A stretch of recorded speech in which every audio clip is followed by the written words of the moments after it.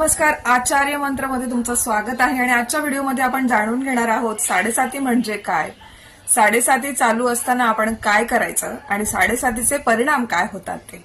तर साडेसाती हा काळ शनिग्रहाच्या भ्रमणाशी निगडित आहे.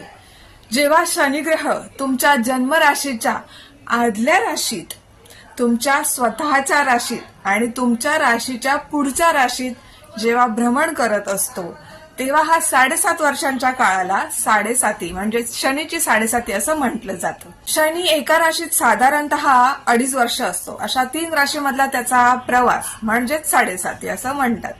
प्रामुख्याने साडेसातीचे 3 टप्पे असतात. आधी लक्षात घ्यायचंय की साडेसातीला नेहमी भीती म्हणून बघायचं नाही, कारण शनी हा कर्माचा दाता आहे. तो नेहमी शिस्त आणि नियम शिकवतो. तर साडेसातीचे 3 टप्पे आहेत. ते कोणते? तर पहिलं म्हणजे प्रथम चरण, ज्याला आद्य चरण असंही म्हटलं जातं.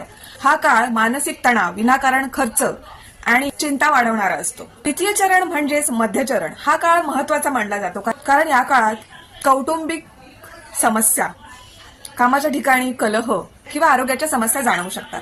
तृतीय चरण म्हणजेच अंत्यचरण. हा काळ जाता जाता काहीतरी शिकवण देऊन जातो आपल्याला. आर्थिक नुकसान भरून देण्यास सुरुवात होते, पण संघर्ष करूनच.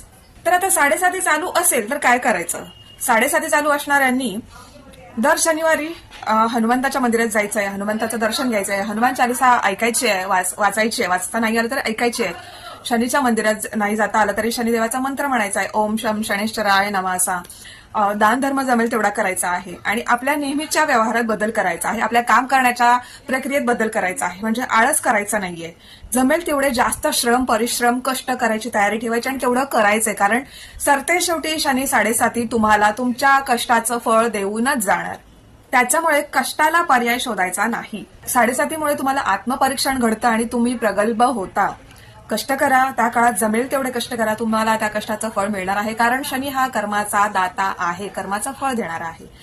तर कोणत्या राशींची साडेसाती चालू आहे सध्या हे मी तुम्हाला आता सांगणार आहे. 2026 मध्ये आता कुंभ राशीचा अंत्यचरण आहे, मेष राशीचा आद्य चरण आहे, मीन राशीचा मध्य चरण आहे, सिंह आणि धनु राशीची ढय्या म्हणजेच 2.5 वर्षाची पनौती चालू आहे आणि मकर राशीची साडेसाती आता पूर्णपणे संपलेली आहे.